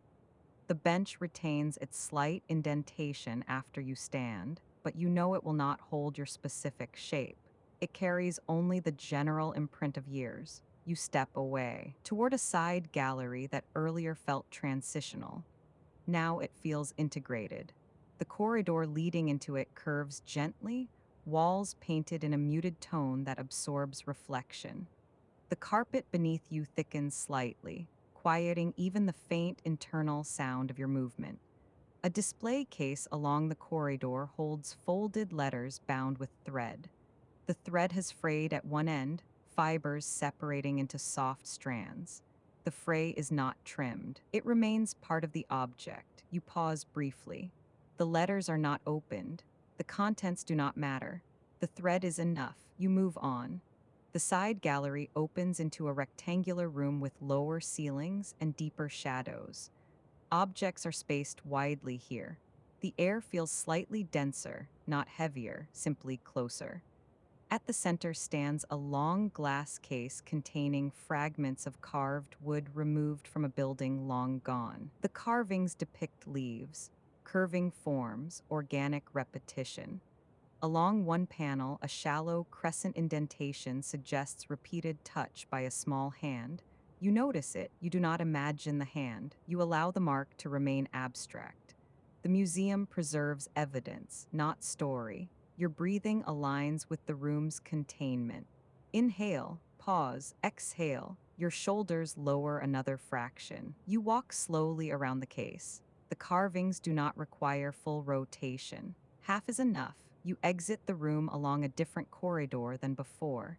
The museum's layout feels less like a map now, more like an organism. Rooms interconnect through subtle arcs. Light transitions without abrupt change. A narrow doorway leads into a chamber you have not yet entered. You pass through. The chamber is nearly empty. Only a single plinth stands at its center, supporting a smooth stone sphere. The sphere is pale, its surface matte. Along one side, a faint seam traces the stone's natural formation. The seam has not been polished away. You circle it slowly, not studying, accompanying. The room's walls are bare. The ceiling low, sound feels absorbed before it fully forms. You stand before the sphere. Your reflection is not visible in it. Stone does not mirror, it receives. You notice how your breathing has slowed to a quiet cadence. There is no need to move, but you do, back toward the doorway, into the corridor. The museum's larger hall appears again ahead. Open, measured, steady, you return to it. The sense of orientation feels different now. Not directional, not circular, just wide. You cross the hall diagonally. The sculptures stand as before. The balcony rests above. The staircase curves gently. The clock face without hands remains still. Nothing has shifted. Nothing needs to. You walk toward the entrance lobby.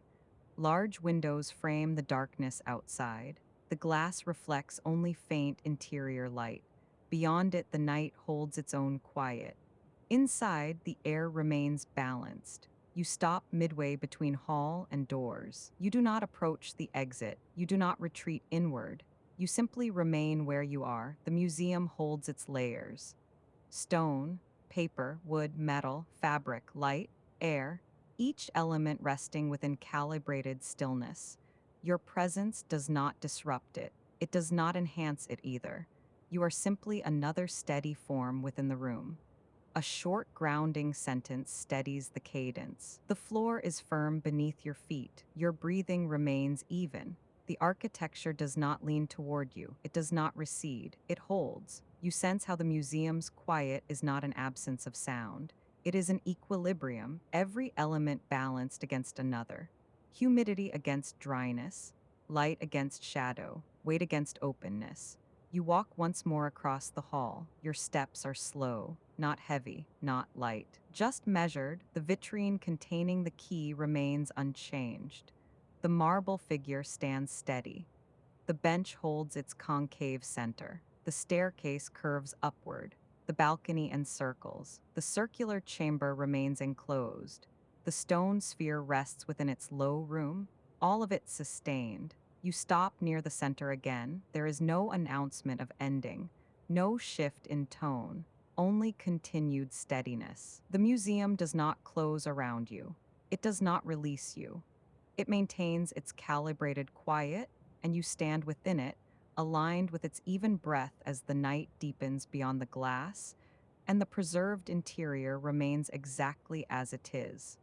The lobby no longer feels like a room. It feels like a temperature. The balance between air and skin has evened to such a degree that distinction seems unnecessary. The lighting remains low but unwavering. Shadows rest where they have rested all evening. The marble floor holds its faint sheen without asking to be noticed. You stand without deciding to stand. There is no beginning to the motion, only the gentle transfer of weight from bench to floor, from rest to upright alignment. Your knees straighten easily.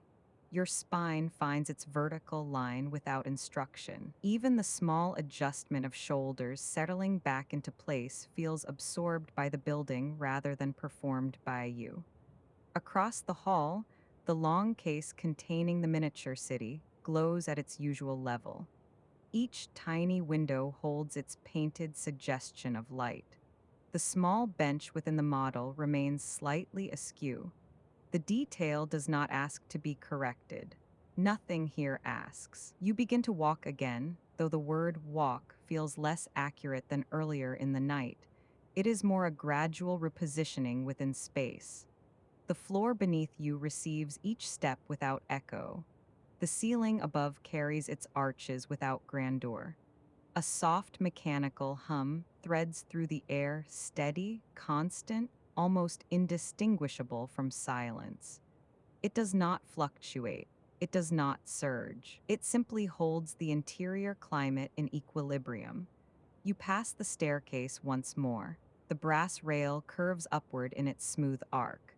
The shallow depression along its midpoint remains where hands have shaped it over decades. You place your palm there briefly. The metal meets your skin at the same neutral register as before. No coolness, no warmth, just contact. Your hand lowers. The sculpture at the center of the hall appears less defined now, its contours rounding into the dimness. The faint mark along its base has not changed. The marble's surface remains matte where countless dustings have softened its sheen. You do not circle it this time. You move past. The museum at night no longer arranges itself into exhibits. It arranges itself into intervals: light, shadow, floor, air. The objects remain, but hierarchy has dissolved. A ceramic bowl with a hairline crack carries equal weight to a vaulted ceiling. A frayed ribbon marker resting in a journal holds equal presence to a suspended skeleton's ribs. Your breathing widens slightly. Inhale, a quiet pause, exhale longer. The air does not shift around you. It remains calibrated, even in humidity, even in temperature. Somewhere behind the walls, unseen systems maintain preservation without announcement. You drift toward the far corridor again, though you do not fully enter it. Instead, you pause at its threshold. The corridor's light pools softly along the carpet, fading into shadow at its far end. The photographs along its walls hold their silent scenes. The damp wool coat in one image remains suspended in its captured moment. The crease in a tablecloth persists without correction. You do not need to revisit them. The knowledge of their presence is sufficient. You turn back toward the center. The vastness of the building feels less architectural now and more atmospheric.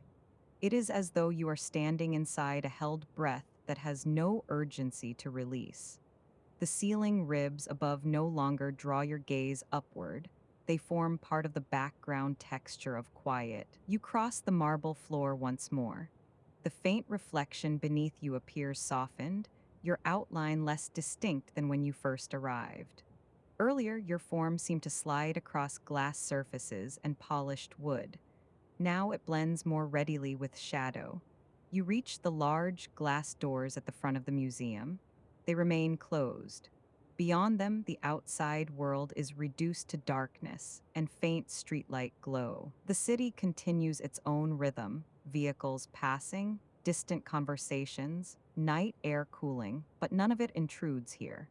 You rest your fingertips lightly against the glass. It is the same temperature as your skin. For a moment, your reflection overlays the dim interior behind you: sculptures, benches, long cases, creating a layered image that merges present and preserved. You do not press harder. You withdraw your hand. The museum remains unchanged. You do not leave. Instead, you turn and allow yourself one final slow arc through the lobby. Not to review, not to confirm, simply to align. The bench beneath the large abstract painting waits as it has all evening. The painting above holds its softened brushstrokes. The slight ridge of pigment in its lower corner remains undisturbed. You sit again. The wood supports you evenly. Your feet rest flat against the floor. Your hands settle loosely in your lap. The position feels neither formal nor casual, simply balanced. The lighting dims by an almost imperceptible fraction. It is not dramatic. It is not noticeable in any single instant, but over several breaths the amber glow softens further. Shadows round at their edges. Corners recede gently. The building's systems shift into deeper night calibration. You notice how little thought remains. There is no narrative unfolding, no interpretation forming, no memory assembling. Only sensation, air resting against skin, fabric beneath hands, the faint hum within walls, the stable weight of your body supported by architecture designed to hold. The museum has not changed, and yet you have. The impulse to move feels optional now. You could remain seated without restlessness. You could stand without disruption. Both options carry equal steadiness. Your breathing slows another degree. Inhale, a small stillness. Exhale, the interval between breaths stretches without strain. Across the hall, the miniature city remains luminous in miniature scale. The skeletal ribs above the atrium continue their pale arching form. The journals in their cases rest open to lines written long ago. The spectacles lie beneath glass, one temple arm slightly bent inward. Every object continues in its exact position. Every mark remains visible: the crack in the ceramic bowl, the faint fingernail scratch on brass, the indentation worn into wood, the crease pressed into paper. Nothing has been erased. Nothing has been perfected. Nothing has been dramatized. The building does not separate intact from imperfect. It preserves both evenly. Your head inclines slightly forward. The air around you feels deeper now, as though the silence itself has thickened, not heavier, but more enveloping. The distinction between interior and exterior recedes further. You no longer feel positioned between museum and world. You feel positioned within a field of steadiness. Your spine eases back against the bench. Your shoulders release. Your jaw softens. Even your eyelids lower halfway, not in sleep, but in reduced effort. The architecture no longer frames you as a visitor. It frames you as another quiet presence within its layered continuity. The museum has held centuries without urgency. It will hold tomorrow without urgency. It holds this moment in the same way. The thought arrives without emphasis. Nothing here is unfinished. The objects do not wait for completion. The galleries do not anticipate rearrangement. The night does not anticipate dawn. Each condition rests in its own equilibrium. You rise slowly from the bench once more. The action feels fluid, not final. You take several steps toward the center of the hall and stop. There is no particular reason. The floor beneath you is smooth and neutral. The ceiling above remains dim. The air continues its calibrated balance. Your breathing is now so steady it blends with the building's hum. There is no need to mark departure. There is no need to remain longer. The experience has settled into itself. You stand within it, not observing, not cataloging, simply existing in alignment with it. The doors remain closed behind you. The corridors extend quietly in all directions. The sculptures maintain their softened contours. The journals hold their lines of ink. The lighting rests at its lowest register, and the building continues holding its layered archive of presence, human, architectural, atmospheric, without hierarchy. You do not need to move further. You are already within it. The museum continues as it always has. Its rhythm remains. You do not need to follow it. You are already within it. The night gathers, the quiet holds, and the rest will carry itself.